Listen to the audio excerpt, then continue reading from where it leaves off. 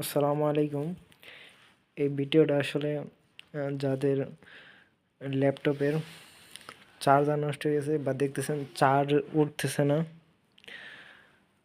তাদের জন্য আসলে ল্যাপটপের চার্জার আসলে বেশিরভাগই নষ্ট হয় না, বেশিরভাগই নষ্ট হয় এই কেবলটা, পাওয়ার কেবলটা। এই যে দেখতেছেন, এই পাওয়ার কেবলটাই সবচেয়ে বেশি নষ্ট হয়। কীভাবে নষ্ট হয় এটা তো বলতে পারি না, কিন্তু এই পাওয়ার কেবলটাই বেশিরভাগ নষ্ট হয়। আপনারা যারা দেখবেন যে মোবাইলে বা ল্যাপটপে চার্জ ওঠে না, ওই সময় আপনারা সর্বপ্রথম এই পাওয়ার কেবলটা চেঞ্জ করে দেখবেন আসলে কি এই চার্জারের সমস্যা না পাওয়ার কেবলের সমস্যা।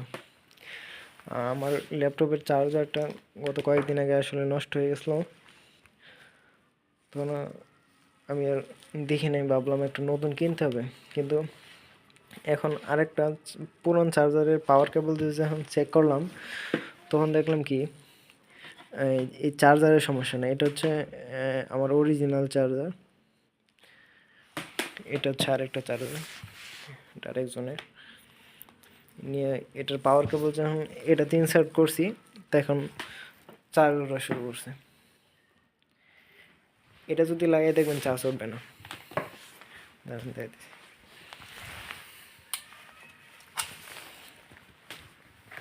কিন্তু চার্জ উঠতেছে না, যেটা যদি এতটাতে লাগাই চার্জ উঠবে না। যেটা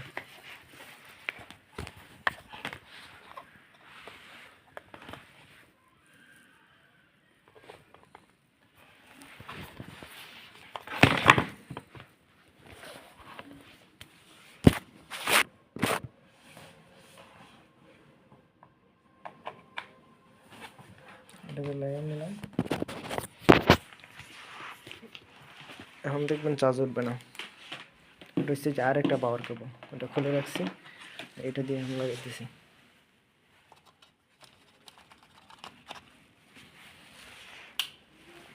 এই চার্জ ওঠে না, পাওয়ার দেওয়া হয়েছে কিন্তু চার্জ ওঠে না, ল্যাপটপে চার্জ ওঠে না।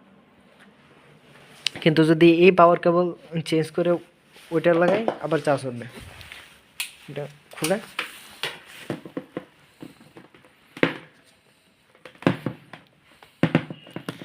এটা আসলে বেশিরভাগ চার্জারেরই পাওয়ার কেবলের সমস্যা হয়, যে কারণে আসলে চার্জ ওঠে না। যেমন চার্জ উঠবে,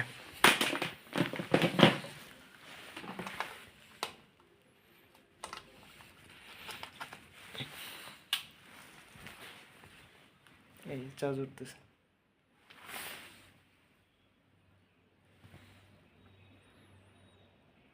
তো ধন্যবাদ সবাইকে ভিডিওটা দেখার জন্য। আর এটা আসলে সকলের জন্য সুবিধা হয়, এবং যেন কেউ যেন হয়রানির শিকার না, এই জন্য আর কি ভিডিওটা বানানো। আমি আসলে এটা নিয়ে অনেক সাফার করতেছিলাম, এই জন্য ভাবলাম এই ভিডিওটা বানানোর প্রয়োজন। থাকেন সবাই, আসসালামু আলাইকুম।